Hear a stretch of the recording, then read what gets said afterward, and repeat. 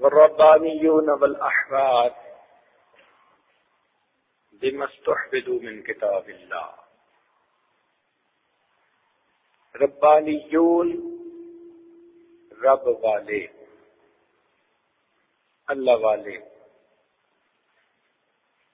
احبار حبر کی جمع، علم والے.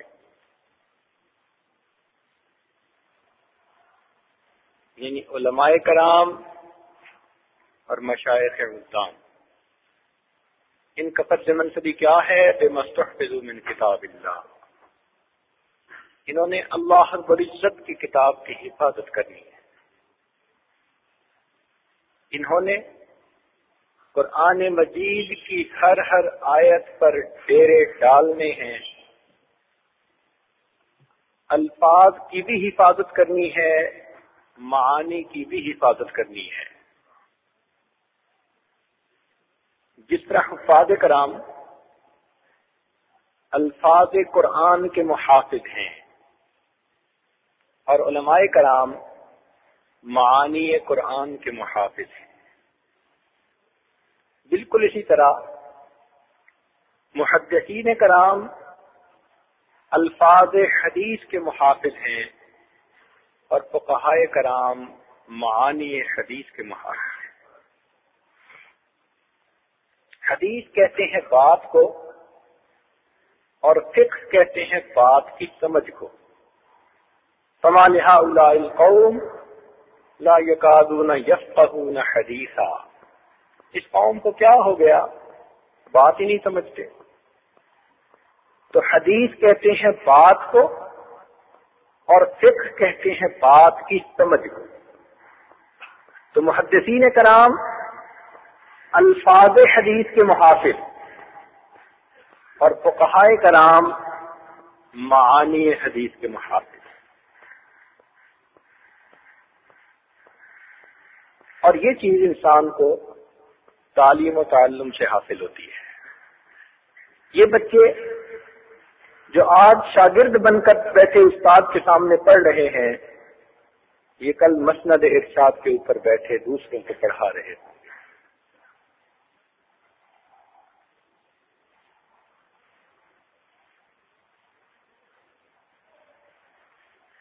ہر عمل کی ابتدا نیت سے ہوتی ہے.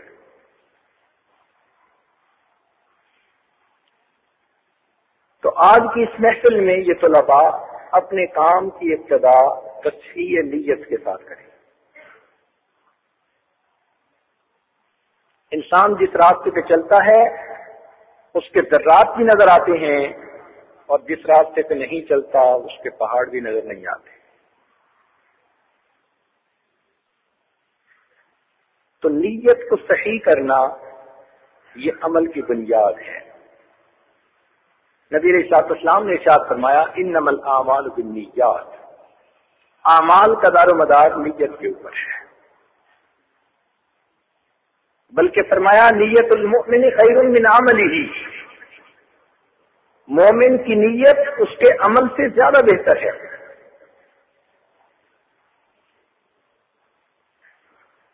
سیدنا عمر رضی اللہ تعالیٰ نے فرمایا کرتے تھے لا عمل لمن لا نیت لہ. جس بندے کی کوئی نیت نہیں اس کا عمل نہیں. تو عمل کا اجر اور عمل کی قبولیت اس کی دار و مدار بندے کی نیت کے اوپر ہے. یحییٰ ابن کثیر رحمۃ اللہ علیہ فرمایا کرتے تھے کہ نیت کرنا سیکھو، اس لیے کہ نیت کرنا عمل سے زیادہ فضیلت رکھتا ہے.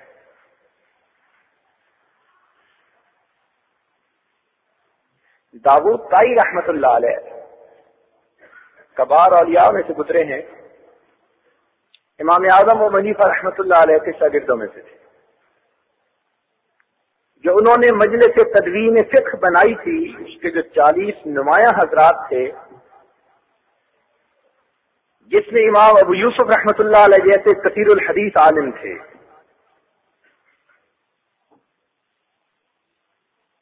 قاسم بن معن اور محمد بن حسن جیسے ادب اور عربیت کے ماہر تھے.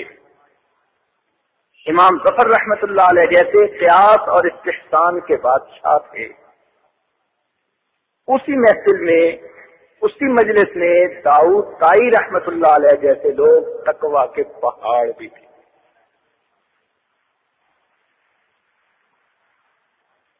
فرمایا کرتے تھے کہ حسن نیت ہر خیر کا مجموعہ ہے،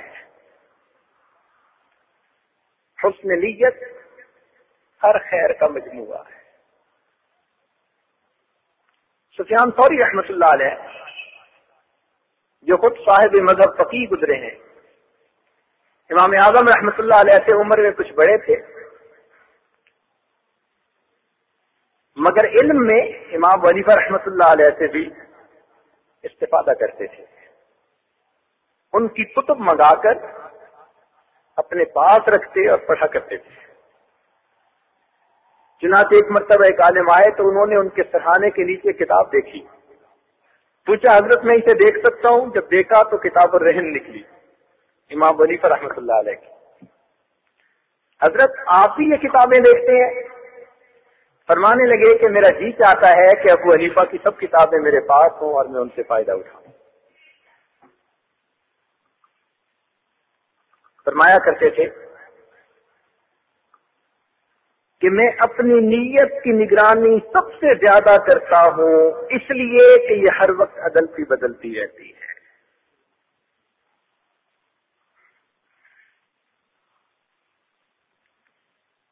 یعنی فقط نیت نہیں کرنا، نیت کی نگرانی کرنا۔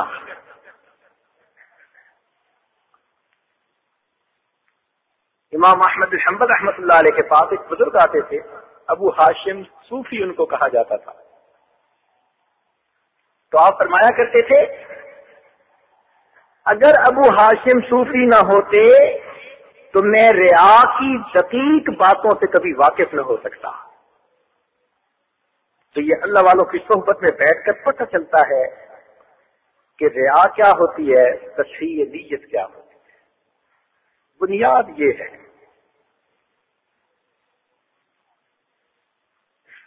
یوسف بن اسباط فرمایا کرتے تھے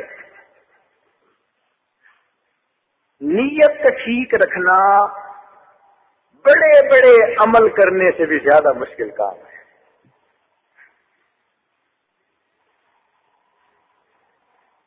عبداللہ ابن مبارک رحمۃ اللہ علیہ یہ بھی امام اعظم حنیفہ رحمۃ اللہ علیہ کے شاگردوں میں سے تھے۔ اللہ رب العزت نے ان کو وہ مقام دیا کہ ان کے بارے میں سفیان ثوری رحمۃ اللہ علیہ فرماتے تھے میں اس بات کی آرزو ہی کرتا رہا کہ میری زندگی کا کوئی ایک سال عبداللہ ابن مبارک کی مانند گزر جائے، مگر میں 3 دن سے زیادہ اس ترتیب پر نہ گزار سکا۔ وہ عبداللہ ابن مبارک رحمۃ اللہ علیہ فرمایا کرتے تھے کہ نیت کے صحیح ہونے سے چھوٹے عمل بھی اللہ کے ہاں بہت بڑے بن جایا کرتے ہیں، اور نیت کے ٹھیک نہ ہونے سے بڑے عمل بھی اللہ کے ہاں بے قیمت بن جایا کرتے ہیں۔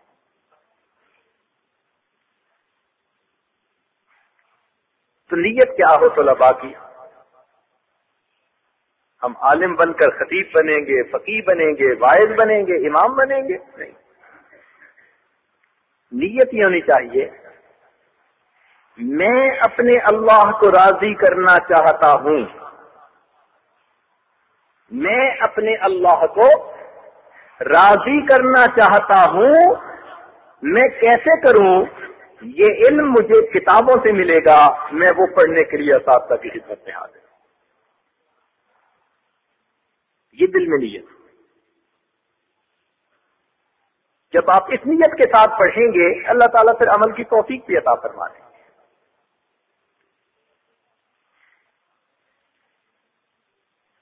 علماء نے لکھا ہے، بلکہ جلالین شریف کے حاشیے پر یہ لکھا ہوا ہے کہ رسوخ فی العلم حاصل کرنے کے لیے 4 چیزیں ضروری ہیں۔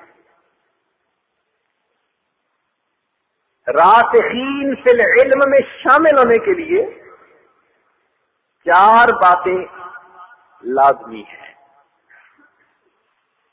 سب سے پہلی چیز کہ بندے کے اندر تقویٰ ہو۔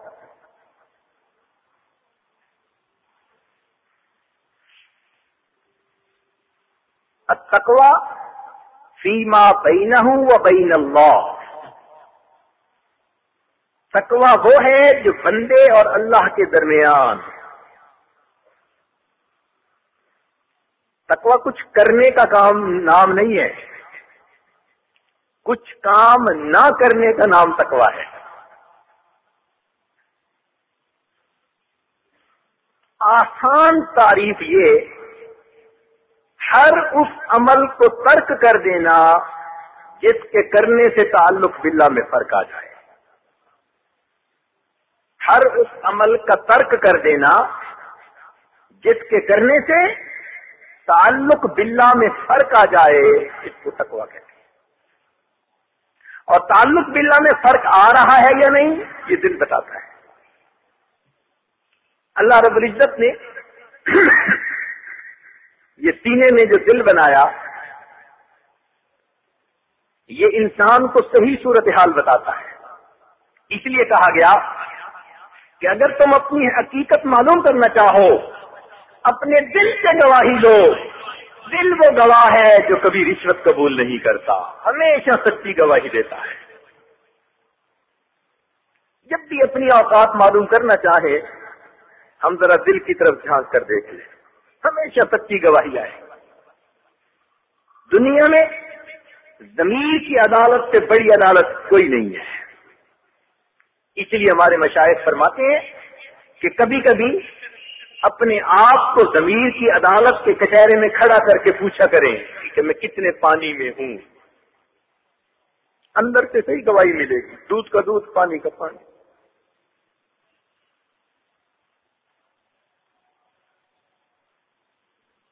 استفت قلبک ولو افتاق المفتی،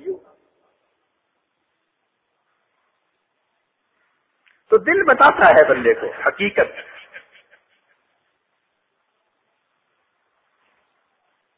اسی لیے تقویٰ کے بارے میں جتنی اہمیت قرآن مجید میں بتائی گئی شاید کسی دوسرے عمل کی اتنی اہمیت نہیں بتائی۔ ایک ایک آیت میں 2 مرتبہ تقویٰ اختیار کرنے کا حکم دیا گیا۔ یہ عجیب بات ہے نا۔ آداب شاہانہ کا تقاضا یہ تھا، پورے قرآن مجید میں ایک دفعہ فرماتے اللہ سے ڈرو، تقویٰ اختیار کرو، تو اس کا اختیار کرنا فرض ہو جاتا، مگر بار بار ہر چند آیتوں کے بعد اتقوا اللہ اتقوا اللہ اتقوا اللہ۔ پھر ایک آیت کے اندر 2 مرتبہ کوئی آدمی ایک سانس میں بات کو 2 دفعہ دہرائے تو اہمیت واضح ہوتی ہے۔ اللہ تعالیٰ ارشاد فرماتے ہیں یا ایھا الذین آمنوا اتقوا اللہ، دیکھو اتقوا اللہ ولتنظر نفس ما قدمت لغد واتقوا اللہ۔ آیت کے شروع میں بھی اتقوا اللہ، پھر اتقوا اللہ۔ یہاں تو ایمان والوں سے خطاب کیا، دوسری آیت میں سب انسانوں کو کہا یا ایھا الناس اتقوا ربکم، دیکھو تقوی کا حکم، اتقوا ربکم الذی خلقکم من نفس واحدہ وخلق منها زوجها وبث منهما رجالا كثيرا ونساء واتقوا اللہ۔ ایک ہی آیت ہے، 2 مرتبہ اتقوا اللہ اتقوا اللہ۔ یہ تقوی اتنا اہم ہے۔ اس تقوی سے انسان کی زندگی میں برکتیں آتی ہیں۔ آج جتنی پریشانی ہے نا زندگیوں میں، یہ برکت کے نہ ہونے کی وجہ سے، نہ مال میں برکت، نہ قوت حافظہ میں برکت، نہ عزت میں برکت، نہ صحت میں برکت، برکت ختم ہوتی جا رہی ہے۔ تقوی کے سبب برکت نازل ہوتی ہے، معصیت کے سبب برکت زائل ہو جاتی ہے۔ قرآن عظیم الشان اللہ تعالیٰ ارشاد فرماتے ہیں وَلَوْ أَنَّ أَهْلَ الْقُرَىٰ آمَنُوا وَاتَّقَوْا، اگر یہ بستی دیسوں والے ایمان لاتے، تقوی کو اختیار کرتے، لَفَتَحْنَا عَلَيْهِمْ بَرَكَاتٍ مِّنَ السَّمَاءِ وَالْأَرْضِ، ہم آسمان اور زمین سے برکتوں کے دروازے کھول دیتے۔ تو تقوی کی وجہ سے برکتوں کے دروازے کھلتے ہیں۔ اللہ والوں کی ہر چیز میں برکت، جو راسخین فی العلم ہوتے ہیں ان کی ہر چیز میں برکت، وقت میں برکت آ جاتی ہے، تھوڑے وقت میں زیادہ کام کر جاتے ہیں۔ حضرت اختر ثانی رحمۃ اللہ علیہ کی 925 کتابیں اس وقت دارالعلوم دیوبند کی لائبریری میں موجود ہیں۔ 925 کتابیں جو انہوں نے بلا واسطہ لکھی، اور جو کتابیں انہوں نے اپنے شاگردوں سے، خلفاء سے ہدایات دے کر لکھوائی، اس سب کی فہرست 2700 بنتی ہے۔ ہم ان کتابوں کو پڑھ بھی نہیں سکے، انہوں نے لکھ کیسے لی؟ وقت میں برکت۔ بعض حضرات نے اتنی کتابیں لکھی کہ جب فوت ہوئے ان کے زندگی کے ایام کو ان کے کتابوں کے صفحوں پر تقسیم کیا تو 20 صفحے روزانہ کے نکلے۔ اب 20 صفحے نئی کتاب سے روزانہ لکھ لینا کوئی آسان کام نہیں ہے۔ یہ کیا چیز تھی؟ یہ برکت تھی، قوت حافظہ میں برکت۔ ابو زرع رحمۃ اللہ علیہ کا ایک شاگرد ایک مرتبہ رات کو دیر سے گھر آیا، بیوی الجھ پڑی، اس نے کہا میں حضرت کے پاس تھا، علم حاصل کرنے کے لیے ٹھہر گیا، اس سے غلطی ہوئی، وہ کہنے لگی کہ تیرے استاد کو کچھ نہیں آتا، تجھے کیا آئے گا؟ نوجوان تھا، اس نے غصے میں آ کے کہا اچھا اگر میرے استاد کو 1,00,000 حدیثیں یاد نہ ہوں تو تجھے 3 طلاق ہے۔ اب رات تو گزر گئی، جب دماغ ٹھنڈے ہوئے دن میں بیوی نے پوچھا جی طلاق واقع ہوئی یا نہیں، مشروط سے تھی، تو یہ اپنے استاد کے پاس پہنچے۔ ابو زرع رحمۃ اللہ علیہ سے پوچھا کہ حضرت یہ واقعہ پیش آیا، اب آپ بتائیے نکاح بچا کہ نہیں؟ مسکرائے، فرمانے لگے جاؤ میاں بیوی کی زندگی گزارو، 1,00,000 حدیثیں مجھے اس طرح یاد ہیں جس طرح لوگوں کو سورہ فاتحہ یاد ہوتی ہے۔ یہ قوت حافظہ میں برکت، تو وقت میں برکت، صحت میں برکت، قوت حافظہ میں برکت، ان کے ہر کام میں برکت ہوتی ہے، اس وجہ سے تقویٰ کی وجہ۔ تو سب سے پہلی چیز انسان کی زندگی میں تقویٰ۔ یاد رکھیے آسمان کی زینت ستاروں سے ہے، زمین کی زینت پرہیزگاروں سے ہے۔ جیسے میں آسمان سے ستارے جگمگ کرتے نظر آتے ہیں، آسمان والوں کو زمین پر متقی لوگ یوں جھلمل کرتے نظر آتے ہیں۔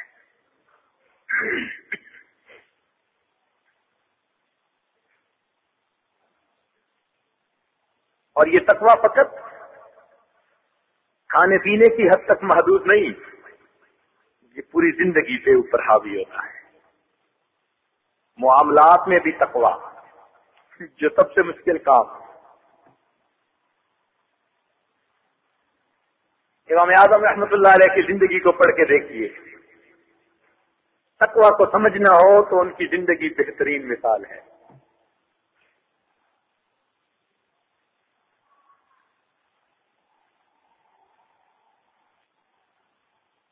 کپڑے کی دکان کی ابتدا میں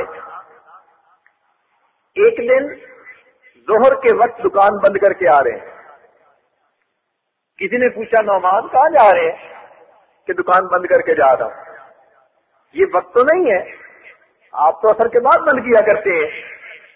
فرمان لگے ہاں آج موسم ابر آلود ہے، اور جب آسمان پر بادل ہو، روشنی ٹھیک نہیں ہوتی، گاہک کو کپڑے کی صحیح کوالٹی کا پتہ نہیں چل پاتا، میں نے دکان بند کر دی، کوئی کم قیمت کپڑے کو بیش قیمت سمجھ کر دھوکہ نہ کھا جائے۔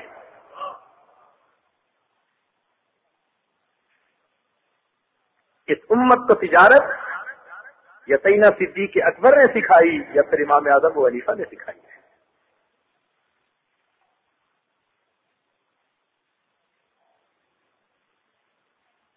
تو تقویٰ ہو زندگی میں، ہر کام میں احتیاط ہو۔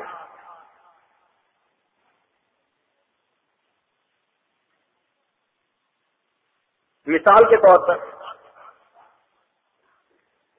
غیر محرم کی طرف دیکھنا، اس کے جسم کو دیکھنا، یہ حرام، اور اگر برقعے میں ہو تو اس کی طرف نظر پڑ جائے تو فتویٰ میں اجازت، لیکن اس کے کپڑوں کو بھی نہ دیکھنا، اس کا نام تقویٰ۔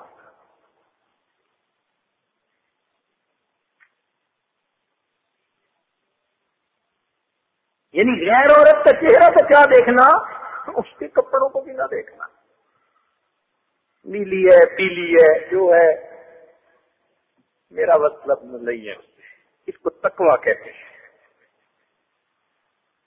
تو ہر کام میں احتیاط۔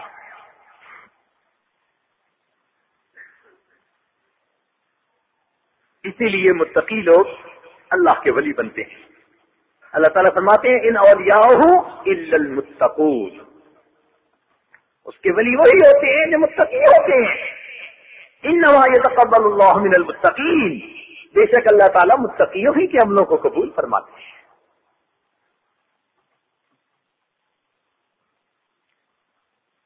تو سب سے پہلی چیز جو طالب علم میں ہو وہ تقویٰ، فیما بینہ و بین اللہ۔ اور دوسری چیز جو اس کے اور بندوں کے درمیان تعلق رکھتی ہے اس کو کہتے ہیں تواضع، فیما بینہ و بین الناس، یعنی اللہ کے بندوں کے ساتھ جو معاملات ہوں ان میں تواضع ہو طبیعت کے اندر۔ تواضع کسے کہتے ہیں؟ دوسروں کے سامنے چھوٹا بن کے رہنا۔ نفس چاہتا ہے بڑا بن کے رہے، اور یاد رکھنا کہ جس نے بڑا بننا ہو، جو بڑا بننا چاہے اسے چاہیے کہ چھوٹا بن کے رہے۔ جو چاہے کہ وہ بڑا بن جائے تو اس کو چاہیے وہ چھوٹا بن کے رہے۔ چھوٹا بن کے رہنے میں بڑائی۔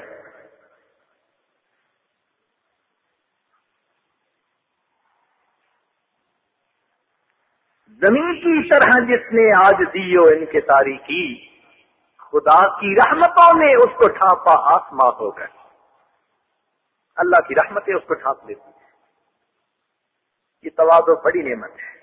من تواضع للہ رفعہ اللہ، جس نے اللہ کے لیے تواضع اختیار کی، اللہ رب العزت اس کو بلندی عطا فرما دیتے ہیں۔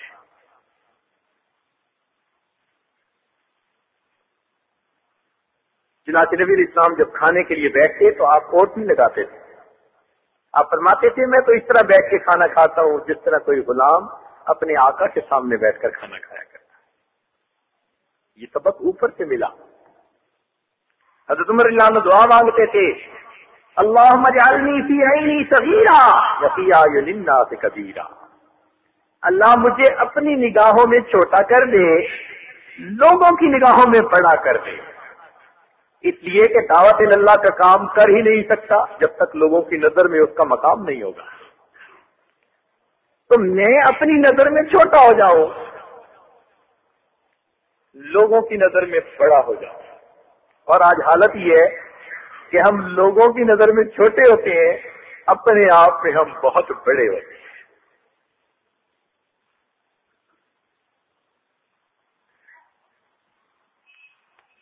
ہر وقت یہی ہوتی ہے، انا خیر منہ، میں اس سے اچھا. 10-15 پڑھانے والے ہوں تو آپس میں الجھ پڑتے ہیں، میں اس سے اچھا. مل کر رہنے والے ہوں تو الجھ پڑتے ہیں، میں اس سے اچھا. آج لڑائی اسی بات کی.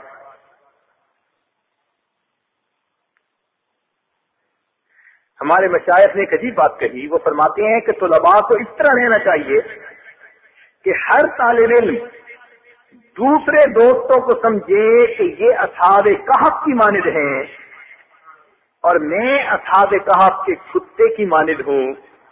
جس طرح اصحاب کہف کی برکت سے اللہ نے کتے کے ساتھ مغفرت کا وعدہ فرما لیا، میرے دوستوں کے صدقے مولا میری بھی مغفرت فرما دے. ہم اس طرح دوسروں کو عزت دیں تو صحیح ہے، پھر دیکھیں اس کے اثرات کیا ہوتے ہیں.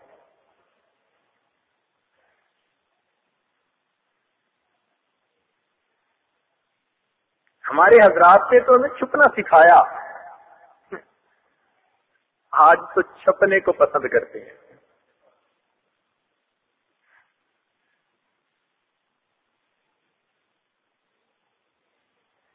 اخبار والوں سے الجھتے ہیں جا کر، ایک کالم کی خبر کیوں لگائی، 3 کالم کی ہونی چاہیے تھی.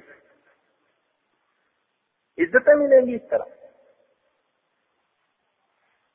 تو تواضع ہو، انسان جھکے. حضرت مولانا قاسم نانوتوی رحمۃ اللہ علیہ کو ایک مرتبہ دعوت دی گئی کہ آپ آئیے شاہجہان پور میں اور دین اسلام کی وکالت کیجیے. عیسائیوں نے بھی آنا تھا، ہندوؤں نے بھی آنا تھا، مختلف مذاہب کے لوگوں نے آنا تھا، اور وہاں پر ہر ایک نے اپنے مذہب کی بات کرنی تھی. مباحثہ شاہجہان پور کے نام سے کتاب کا بھی موجود ہے. حضرت چل پڑے. ان کو بتا دیا تھا کہ میں اس سے 1 دن پہلے ریل گاڑی کے ذریعے پہنچ جاؤں گا. اکیلے چلے. جب 2 اسٹیشن پہلے تھے تو دل میں خیال آیا کہ میں نے ان کو بتا دیا تھا کہ ریل گاڑی سے آؤں گا، ایسا تو نہیں کہ وہ میرے استقبال کو آئے، اور میں تو استقبال کے قابل نہیں. دل میں سوچا کہ چلو یہ کرتا ہوں کہ 1 اسٹیشن پہلے اتر جاتا ہوں، 5 میل کا فاصلہ ہے وہ میں پیدل طے کر لوں گا. 1 اسٹیشن پہلے اتر گئے، پیدل چل پڑے. راستے میں ایک جگہ بڑی نہر عبور کرنی تھی، پل نہیں تھا. جب نہر عبور کی تو پاجامہ بھی اس میں بھیگ گیا. تہبند باندھ لی، پاجامہ بچھا دیا کہ یہ خشک ہو جائے. پھر سوچا اس کو تو دیر لگے گی، میرا وقت ضائع ہوگا. چنانچہ اپنی لاٹھی کندھے پہ رکھی اور اس کے پیچھے پاجامہ لٹکا لیا، اور یہ اسلام کا سفیر جا رہا ہے اپنی فقیرانہ شان میں، اللہ کی یاد میں مست. علم کا آفتاب اور ماہتاب جبال علم میں سے تھے، مگر اس فقیرانہ انداز میں پہنچے. شہر میں گئے اور ایک سرائے میں کمرہ لے کر قیام کر لیا کہ کل اپنے وقت پر میں مجلس کی جگہ پہنچ جاؤں گا. ادھر جو لوگ انتظار کے لیے آئے ہوئے تھے انہوں نے جب دیکھا کہ ٹرین آ گئی، حضرت نہیں آئے، تو وہ حیران ہوئے. ادھر دیکھا ادھر دیکھا. بڑے ان میں جو عالم تھے انہوں نے کہا بھائی پتہ کرو، ہو سکتا ہے ٹرین میں نہ آ سکے ہو، لیٹ ہو گئے ہو، کسی اور ذریعے سے پہنچے اور شہر میں کہیں آ گئے ہو. شہر کی سرائے سے پتہ کیا تو قاسم نام کا کوئی بندہ نہیں. ان کا میں خود پتہ کرتا ہوں. جب انہوں نے خود دیکھا تو ایک جگہ خورشید حسن کا نام نظر آیا. یہ حضرت کا تاریخی نام تھا. حضرت نے تاریخی نام کے ساتھ کمرہ بک کروا لیا تھا کہ جلدی پتہ بھی نہ چلے کسی کو. انہوں نے کہا یہ کون ہے؟ ان کا جی ایک بہت ہی نازک نازک سے دبلے پتلے سے عالم ہے، وہ یہاں ٹھہرے ہیں. حضرت نانوتوی رحمۃ اللہ علیہ جسمانی اعتبار سے بہت ہی نرم و نازک تھے.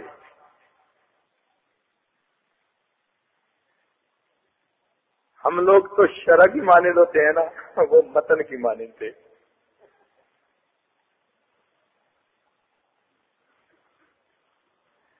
اختصر یختصر اختصار فهو مختصر. اللہ تعالیٰ نے انہیں بسطتاً فی الجسم نہیں بنایا تھا، بسطتاً فی العلم بنا دیا تھا. چنانچہ جب انہوں نے دروازہ کھولا تو کیا دیکھا تھا؟ حضرت موجود ہے. حضرت آپ یہاں موجود ہیں، ہم تو ریلوے اسٹیشن پر آپ کے استقبال کے لیے جمع تھے. فرمایا اسی لیے تو میں آیا نہیں کہ آپ استقبال کے لیے جمع تھے اور میں استقبال کے قابل نہیں. اس کے بعد حضرت نے ایک عجیب بات کہی جو سونے کی سیاہی سے لکھنے کے قابل ہے. فرمایا چند لفظ پڑھ لیے تھے، چند لفظ پڑھ لیے تھے، مخلوق خدا پہچان گئی، ورنہ تو قاسم اپنے آپ کو ایسے مٹاتا کسی کو پتہ ہی نہ چلتا. جب یہ دل میں نیت ہو نا کہ قاسم اپنے آپ کو ایسے مٹاتا کسی کو پتہ ہی نہ چلتا، ایسے لوگوں کو اللہ اٹھاتے ہیں. حضرت اکبر ثانی رحمۃ اللہ علیہ نے جس سال دارالعلوم سے دور حدیث کیا تو دارالعلوم کی انتظامیہ نے جلسہ کے انتظام کیے کہ طلباء کی دستار بندی ہے. حضرت اکبر ثانی رحمۃ اللہ علیہ کچھ اور طلباء کو لے کر اپنے استاد شیخ الہند رحمۃ اللہ علیہ کی خدمت میں حاضر ہوئے. تو مولانا محمود حسن رحمۃ اللہ نے پوچھا شیخ علی کیسے آئے؟ حضرت ہم اس لیے حاضر ہوئے کہ ہم نے یہ سنا ہے کہ دارالعلوم کی انتظامیہ ہماری دستار بندی کے لیے جلسہ کر رہی ہے. ہم جیسے نالائق طلباء کی دستار بندی ہوگی تو دارالعلوم کی بدنامی ہو جائے گی.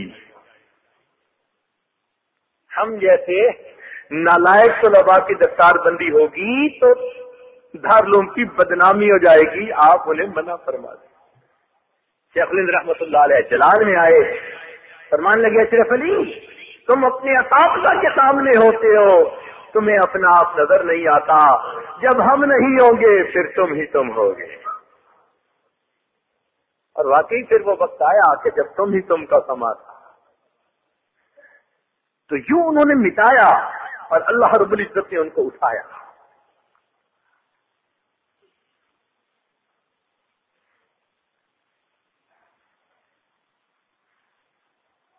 کسی شاعر نے ایک عجیب بات کہی،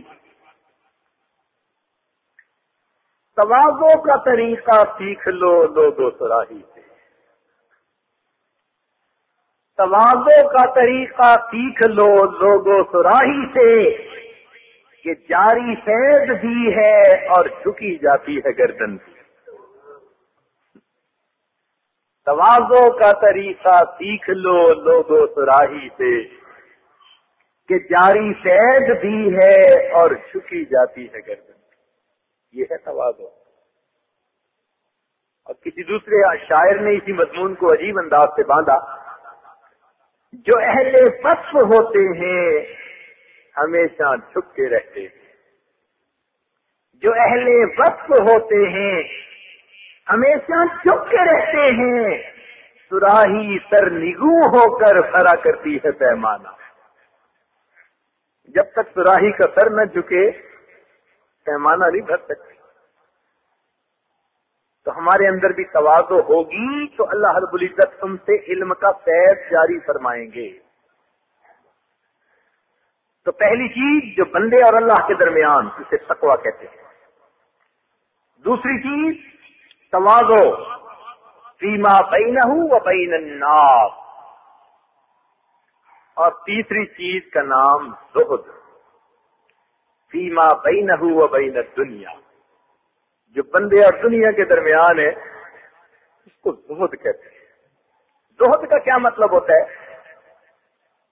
زہد کا مطلب یہ نہیں ہوتا کہ چیزوں کا کم ہونا، خواہشات کا کم ہونا. خواہشات کا کم ہونا اس کو زہد کہتے ہیں. ورنہ تو قیامت کے دن کچھ ایسے لوگ ہوں گے جو دنیا میں فقراء ہوں گے، قیامت کے دن قارون کے ساتھ ان کا حشر کر دیا جائے گا، اس لیے کہ ان کے دل کی چاہتیں ایسی ہوں گی. اور کئی دنیا کے بادشاہ ہوں گے، قیامت کے دن ان کو فقراء کے ساتھ کھڑا کر دیا جائے گا. تو دل کی آرزوئیں کم ہو جانا، اس کا نام زہد ہے.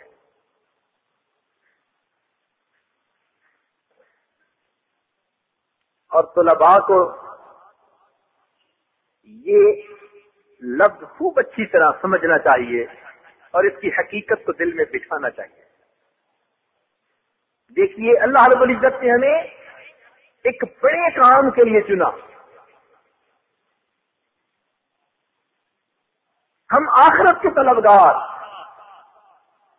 اب دنیا طلبی چھوڑ دیں. دنیا طلبی اور چیز ہے، خدا طلبی. ہم نے خدا طلبی کے راستے کو اپنایا ہے. اس لیے اگر رزق کے معاملے میں ہمیں مجاہدہ بھی آئے تو خوشی قبول کریں. لوگ کہتے رہیں گے لیکن تھوڑی دنیا سے راضی ہو جانا یہ بھی بڑی نعمت ہے. حدیث پاک میں آتا ہے جو انسان دنیا میں تھوڑے رزق پر اللہ سے راضی ہو جائے گا، اللہ تعالیٰ قیامت کے دن اس کے تھوڑے عملوں پر راضی ہو جائے گا. رضینا قسمت الجبار فینا، ہم راضی ہیں رب کریم نے جو کچھ تقسیم فرمایا، تو اس نے ہمیں علم کے لیے چن لیا.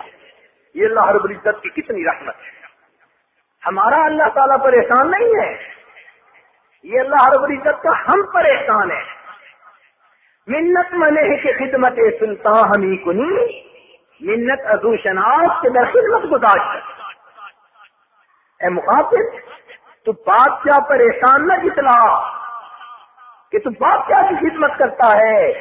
ارے بادشاہ کی خدمت کرنے والے لاکھوں، یہ بادشاہ کا تجھ پر احسان ہے، اس نے تجھے خدمت کے لیے قبول کر لیا ہے.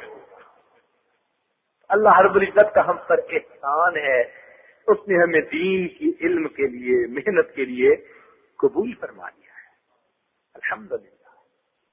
اس لیے دنیا کی محبت دل سے نکال دی، اور یہ دنیا کی محبت تمام برائیوں کی جڑ ہے.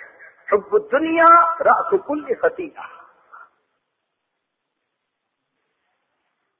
تو دل میں ہوس نہ ہو، آرزوئیں کم ہو، پھر علم کا حصول آسان ہو جاتا ہے. جو مقدر میں لکھا ہے وہ یقیناً مل کے رہنا ہے. اور یہ جو لوگ کہتے ہیں نا کہ جی اگر آپ عالم بنیں گے تو کھائیں گے کہاں سے، یہ یا تو جاہل ہوتے ہیں یا پھر متجاہل ہوتے ہیں.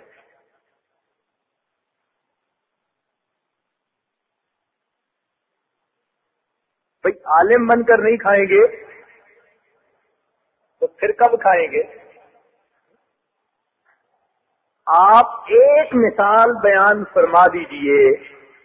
حافظ ہو، عالم ہو، بھوک پیاس سے ایڑیاں رگڑتے ہوئے مر گیا، کوئی ایک مثال دے دیجیے. کوئی ایک مثال نہیں دے سکتے. زیادہ کھا کے مرنے کی مثالیں تو ہم دے دیتے ہیں. امام مسلم رحمۃ اللہ علیہ کے ساتھ کیا معاملہ پیش آیا؟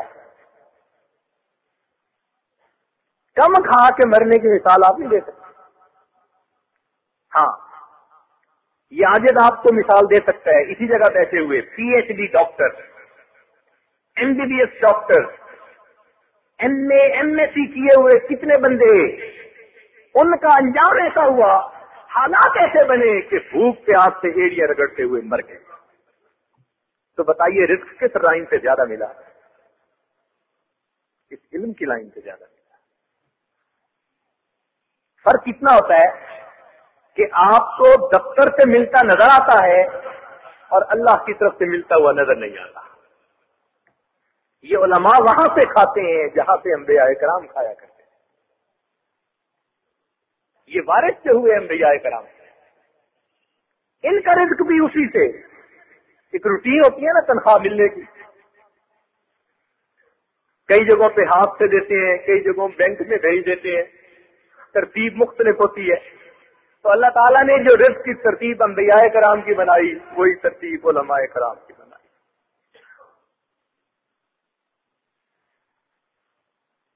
حضرت مولانا قاسم نانوتوی رحمۃ اللہ علیہ کے زمانے میں بہاولپور میں نواب صاحب نے ایک بڑی یونیورسٹی بنائی۔ خواہشات کی رو میں نہیں بہنا، خواہشات کو تھام لینا ہے۔ تو جس نے اپنے نفس کے ساتھ یہ مقابلہ کر لیا، علم کے راستے اس کے لیے کھل گئے۔ اس لیے باجید بستامی رحمۃ اللہ فرماتے تھے کہ جنت 2 قدم ہے۔ کسی نے پوچھا کہ حضرت کیا مطلب جنت 2 قدم ہے؟ فرمایا اے دوست، تیرا پہلا قدم تیرے نفس پر آئے گا تو تیرا دوسرا قدم جنت میں پہنچ جائے گا۔ تو جنت 2 قدم ہے۔ نفس کی خواہشات کو اگر پورا کریں گے تو پھر علم سے محروم ہو جائیں گے۔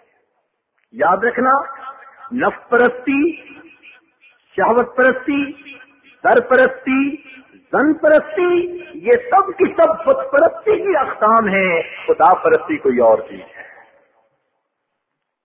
تو ہم نے خدا پرستی سیکھنی ہے، خواہشات کی پوجا نہیں کرنی،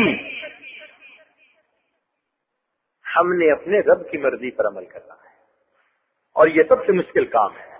جس طالب علم نے اپنے نفس کو لگام دے دی، لوہے کا لنگوٹ باندھ لیا، سمجھ گئے؟ لوہے کا لنگوٹ باندھ لیا، اللہ تعالیٰ پھر علم کے دروازے اس بندے کے لیے کھول دیتے ہیں۔ تو یہ 4 چیزیں اگر ہمارے اندر آئیں گی تو ہمیں رسوخ بالعلم نصیب ہو جائے گا۔ تو طلباء ان 4 چیزوں کو مد نظر رکھیں۔ اب 2 باتیں اساتذہ کی خدمت میں ادب کے ساتھ۔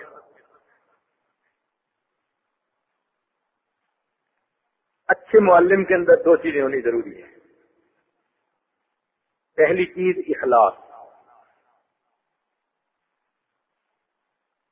پڑھانے کا مقصد اللہ کی رضا ہو، اخلاص ہو۔ جب اخلاص ہوتا ہے نا تو انسان جھگڑوں میں نہیں پڑتا، فتنوں میں نہیں پڑتا، حادثوں میں نہیں الجھتا، پھر وہ اللہ کے دین کا کام کرتا ہے۔ اخلاص ہو، اور یہ اخلاص بڑی نعمت ہے۔ ہمارے حضرات نے اس کا اتنا خیال رکھا کہ سیدنا علی کرم اللہ وجہہ ایک کافر کے سینے پہ چڑھ بیٹھے، چاہتے تھے کہ خنجر ماریں، اس کافر نے منہ پر تھوک دیا، آپ پیچھے ہٹ گئے۔ اس نے کہا کہ آپ نے مجھے قتل کیوں نہیں کیا؟ فرمایا میں تجھے پہلے اللہ کے لیے قتل کرنا چاہ رہا تھا، جب تم نے تھوک پھینکی مجھے غصہ آیا، اب اگر قتل کرتا ذاتی انتقام بھی شامل ہوتا، اس لیے میں پیچھے ہٹ گیا کہ میں کوئی کام اپنی ذات کے لیے نہیں کرنا چاہتا۔ ایسے غصے کے عالم میں بھی اس بات کا لحاظ رکھا کہ میرا ہر کام اللہ کے لیے ہو، اس کو اخلاص کہتے ہیں۔ حضرت اختر ثانی رحمۃ اللہ علیہ فراغت کے بعد جب ابتدا میں کانپور تشریف لے گئے تو قریب کے دیہاتوں میں کچھ اہل بدعت لوگ بھی تھے۔ حضرت نے ایک مرتبہ جلسہ رکھوایا اور اپنے استاد شیخ الہند رحمۃ اللہ علیہ کو بلوایا۔ شیخ الہند رحمۃ اللہ تشریف لائے اور انہوں نے آ کر مضمون بیان کرنا شروع کر دیا۔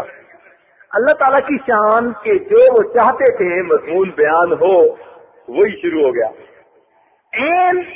جب مضمون اپنے عروج پر تھا اس وقت ایک عالم مولانا لطف اللہ علی گڑھی جو مائل بدعت تھے، ملان تھا اس طرف تھوڑا سا، وہ آگے۔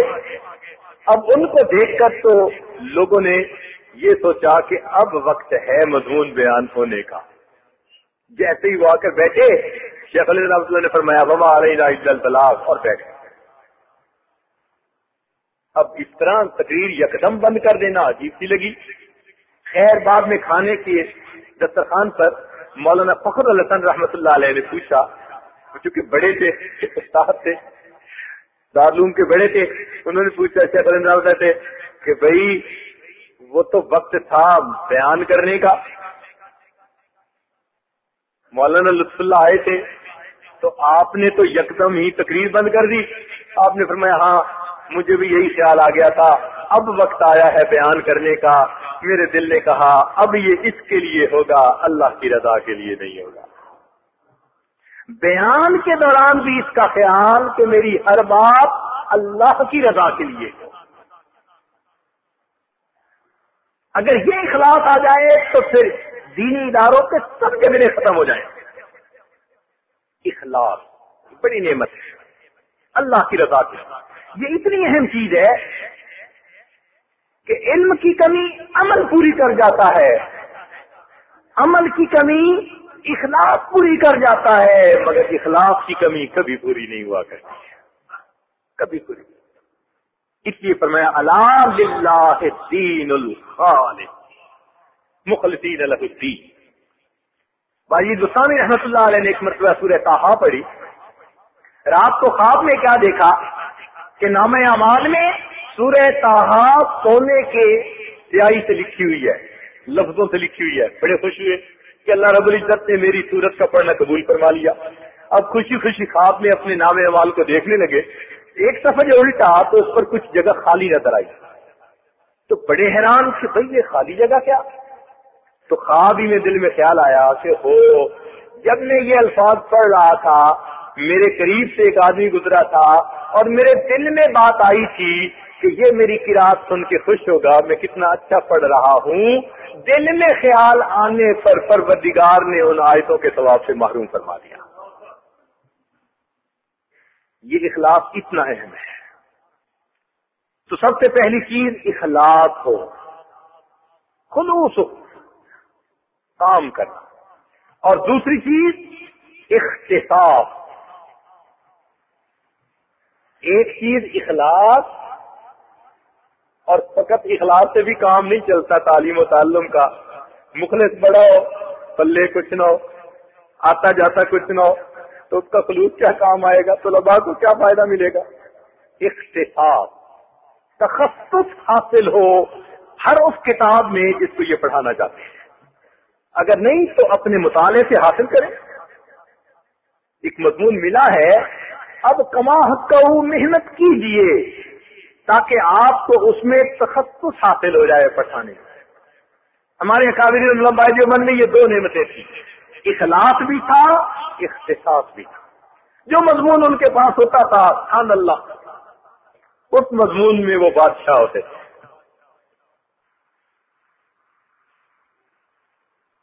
شرح تہذیب دارالعلوم کی طرف سے پڑھانے کے لیے ملتی تھی تو سب سے پہلے طلباء کو کالا اصول رسالہ پڑھاتے تھے، پھر عیسیٰ غوجی پڑھاتے تھے، پھر مرقات پڑھاتے تھے۔ استعداد پیدا کرنے کے لیے سب اصل کتاب پڑھایا کرتے تھے۔ جو کتاب ذمہ لگی اس کتاب کی استعداد پیدا کرنے کے لیے 3 کتابیں پہلے پڑھاتے تھے، پھر اسے پڑھاتے تھے۔ اور آج جن کو شرح تہذیب دی جاتی ہے وہ سارے سال میں اس کو نہیں ختم کر پاتے۔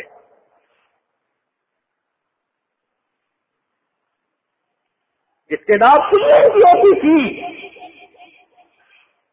پڑھاتے مرقات تھے، آج پڑھا سلم رہے ہوتے ہیں، استعداد مرقات کی ہوتی ہے۔ اختصاص نہیں، وعظ کر کے طلباء کو بھگتا دینا تو آسان کام ہے، مگر علم کے ساتھ دیانت نہیں، امانت یہ بددیانتی کہلاتی ہے۔ انصاف ہو، انسان اس مضمون میں اختصاص پیدا کرے، خوب پڑھے۔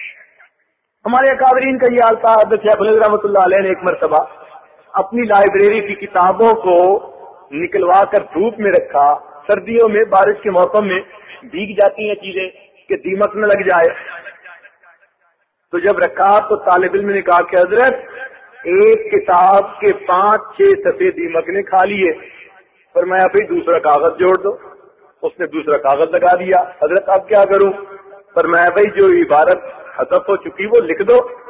اس نے کہا حضرت مجھے تو زبانی یاد نہیں، اصل نسخہ ہے نہیں، میں نے تو یہ کتاب کئی سال پہلے پڑھی تھی، بھول گیا. تو میں بس بھول گئے کون سی کتاب؟ کہنے لگا حضرت میبزی.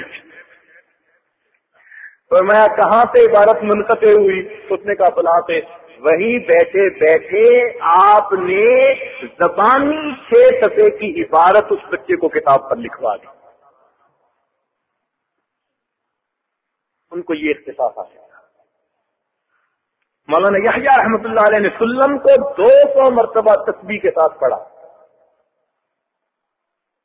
ان کی زندگی کتابوں میں گزرتی تھی، کثرت مطالعہ کی ان کا شوق ہوتا تھا.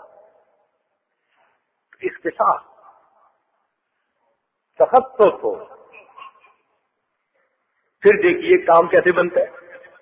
حضرت شیخ الہند رحمۃ اللہ علیہ کے ایک شاگرد تھے، ان کا نام تھا نور محمد پورٹوی رحمۃ اللہ علیہ. آپ نے شرح نعت عامل پورٹوی کتاب دیکھی ہوگی، سنا ہوگا. پورٹا ایک شہر ہے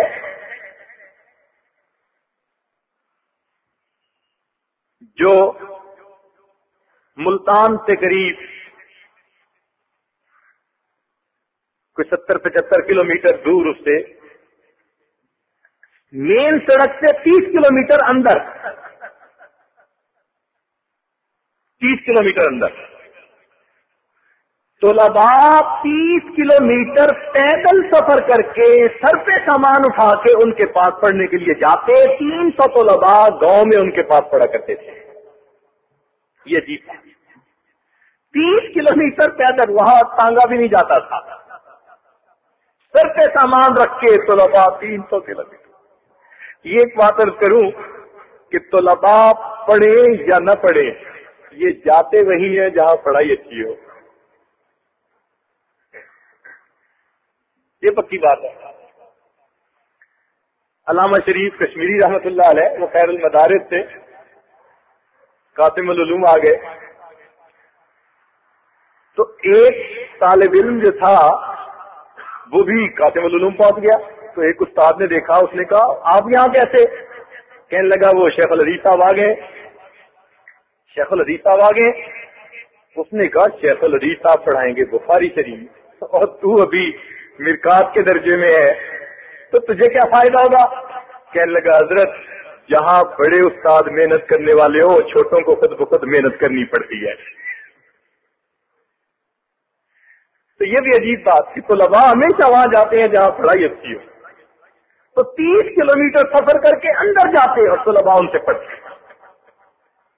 اور اللہ نے ان کو کیا مقام دیا تھا؟ نور محمد پورٹوی رحمۃ اللہ علیہ، مولانا خیر محمد جلیندری رحمۃ اللہ علیہ نے ایک مرتبہ مدرسے کے سالانہ جلسے میں اکابرین کی موجودگی میں کہا شمس النحات تشریف لائے. یعنی نور محمد پورٹوی رحمۃ اللہ علیہ کو انہوں نے شمس النحات کے نام سے پکارا، لقب سے پکارا.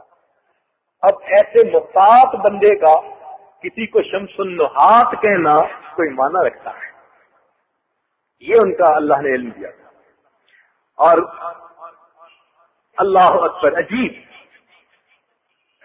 اتنا کمال تھا علم میں کہ فرمایا کرتے تھے اگر ساری دنیا سے شرع جامی کو ضبط کر لیا جائے، مٹا دیا جائے، اور پھر کوئی آدمی نور محمد کے پاس آ کر کہے کہ شرع جامی کی ضرورت ہے، میں اسے متن اور حاشیے کے ساتھ دوبارہ لکھوا سکتا ہوں. یہ اختصاص حاصل تھا. اور پھر اللہ نے ان کو 2 شاگرد دیے، عباد اللہ، دونوں کا نام عبداللہ، سبحان اللہ. ایک عبداللہ بہلوی رحمت اللہ علیہ، ماشاء اللہ مفسر قرآن، شیخ طریقت. چنانچہ حضرت جب آتے تھے شجاع آباد میں تو عبداللہ بہلوی رحمت اللہ علیہ نے دالوں کے تمام طلباء سے کہا تھا کوئی ان کے جوتیوں کو ہاتھ نہ لگائے، یہ اعداد میں حاصل کروں گا. چنانچہ شیخ آتے تھے تو محتمم حضرت کے جوتے خود اٹھایا کرتے عبداللہ بہلوی رحمۃ اللہ. اور دوسرے ان کے شاگرد عبداللہ درخاستی رحمت اللہ، سبحان اللہ، دیکھو ایسے ایسے شاگرد دیے. وجہ کیا بنی؟ وجہ یہ بنی کہ انہوں نے شیخ الہند رحمت اللہ علیہ سے دورہ کیا اور یہ چھپ کر رات کو جس راستے سے حضرت دارالحدیث میں آتے تھے اپنے امامے کے ساتھ اس راستے کی صفائی کیا کرتے تھے. صفائی کرتے تھے کہ میرے استاد آئیں گے، میرے شیخ آئیں گے. ایک رات شیخ الہند رحمت اللہ علیہ نے دیکھ لیا، انہوں نے بلا کے پوچھا نور محمد کیا کر رہے ہو؟ حضرت آپ اس راستے سے آتے ہیں حدیث کا درس دینے کے لیے، میرا جی چاہتا ہے میں اس راستے کو صاف کروں مگر جھاڑو کی بجائے حضرت میں اپنے امامے سے صاف کرتا ہوں. بس استاد کے دل میں محبت آئی، شیخ الہند رحمت اللہ علیہ نے دعا دے دی، ان کی دعا کام آ گئی، اللہ نے نور محمد پوٹری بنا دیا. یوں ہمارے ہم طلباء اپنے اساتذہ کی دعائیں لیا کرتے ہیں. ایک اخلاص ہو اور دوسرا اختصاص، تخصص حاصل، کام پھر بنتا ہے، پھر لگن ہوتی ہے اور انسان اپنے کام میں مگن ہوتا ہے، پھر مقصد سامنے ہوتا ہے، پھر ادھر ادھر کی باتوں پر بندہ توجہ ہی نہیں دیتا. مولانا یحییٰ رحمۃ اللہ علیہ کے دل میں خواہش پیدا ہوئی کہ میں گنا چوسوں. کہنے لگے اچھا جب فرصت ملے گی چوسوں گا. 18 سال گنا چوسنے کی فرصت نہ ملی. علمی کام میں ہر وقت مشغول، وقت فارغ نہیں ہوتا. تو جب اختصاص حاصل کریں گے تو ہر وقت آپ کتب کے مطالعے میں لگے رہیں گے. پھر یہ گلشن نظر آئے گا، اوڑھنا بچھونا نظر آئے گا، پھر مدرسہ وطن نظر آئے گا اور کتابوں کا کاغذ کفن نظر آئے گا. تو یہ نعمت حاصل کریں. پھر دیکھیے اللہ رب العزت کی کتنی رحمت. پھر ایک مقصد کے تحت زندگی گزرے گی. حضرت مولانا رشید احمد گنگوئی رحمۃ اللہ علیہ کو گرفتار کر لیا انگریزوں نے، تو حضرت نے جیل کے اندر ایک ملزم کو قرآن پاک پڑھانا شروع کر دیا. کچھ عرصے کے بعد آپ کے آزادی کے نوٹس آ گئے، بری ہونے کے نوٹس آ گئے کہ جی آپ کی گرفتاری ختم. جب وہ جیلر لے کے آیا کہ جی آپ کی گرفتاری ختم، آپ نے فرمایا میں تو گھر نہیں جاتا، میں تو گھر نہیں جاتا. اس نے کہا کیوں؟ فرمایا میں قرآن اسے پڑھا رہا ہوں، جب تک مکمل نہیں کر لوں گا گھر نہیں جاؤں گا. یہ تھے ہمارے اسلاف. تو اگر اس طرح علم کی خدمت کرنے کا جذبہ ہوگا، اخلاص ہوگا اور اپنے مضامین کے اندر مہارت ہوگی تو پھر دیکھیے طلباء تو شمع کے گرد پروانے کی طرح آئیں گے. تو چونکہ آج پہلا دن تھا اس لیے چند باتیں طلباء کی خدمت میں عرض کر دی، 2 باتیں اساتذہ کی خدمت میں عرض کر دی. اس عاجز کی اوقات تو نہیں تھی کہ عرض کرتا، مگر معافی کے ساتھ کیونکہ موقع کی مناسبت ہے. اللہ رب العزت ہم سب سے راضی ہو جائے اور ہمیں دین کی خدمت کے لیے قبول فرمائے.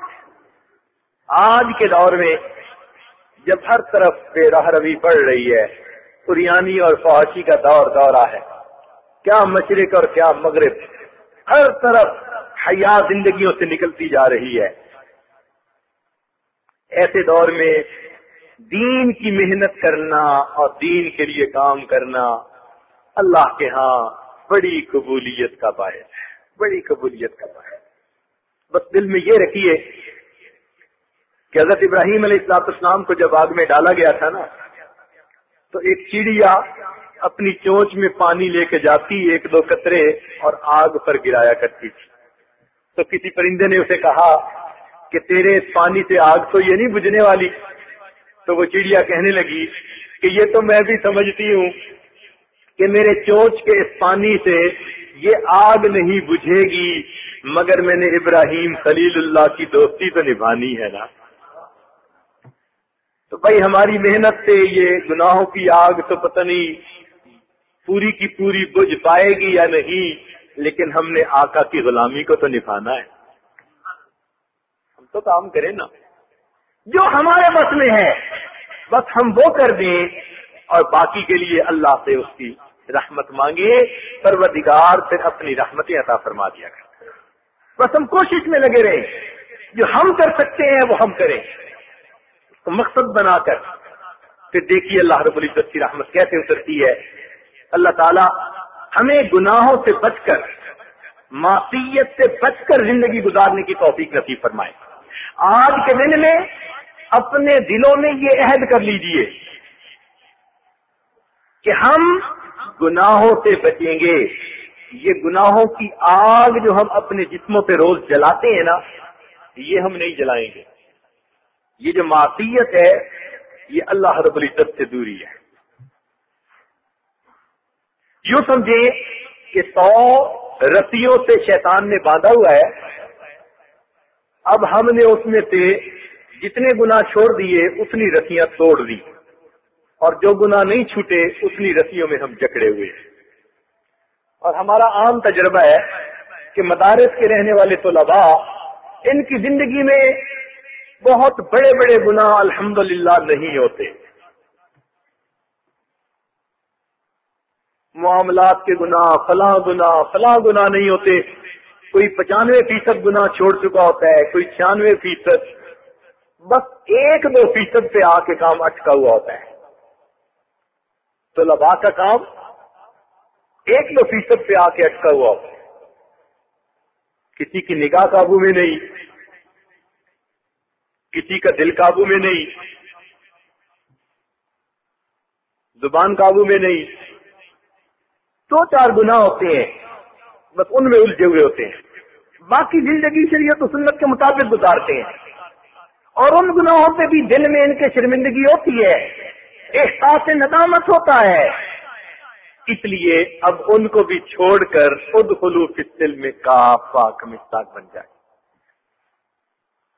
آپ یوں سمجھیے کہ آپ 98 رسیوں کو توڑ چکے اور اب 2 رسیاں باقی ہیں، اور میں ابھی بھی گرفتار ہوں اپنے نفس کا، شیطان کا۔ تو اس سے آزادی حاصل کرنا تو اب آسان ہے، 1-2 رسیاں باقی رہ گئی ہیں۔ یا یوں سمجھیے کہ اللہ رب العزت تک پہنچنے کے لیے 100 قدم اٹھانے پڑتے تھے، ہم نے 98 قدم اٹھا لیے، اب 1 یا 2 قدم باقی ہیں اور منزل مل جائے گی۔ اب کوئی مسافر اگر منزل سے 1-2 قدم پہلے آ کر بیٹھ جائے اور منزل تک نہ پہنچ پائے تو کتنا اس پہ افسوس ہوتا ہے۔ حسرت ہے اس مسافر مضطر کے حال پر، حسرت ہے اس مسافر مضطر کے حال پر جو تھک کے رہ گیا ہو منزل کے سامنے۔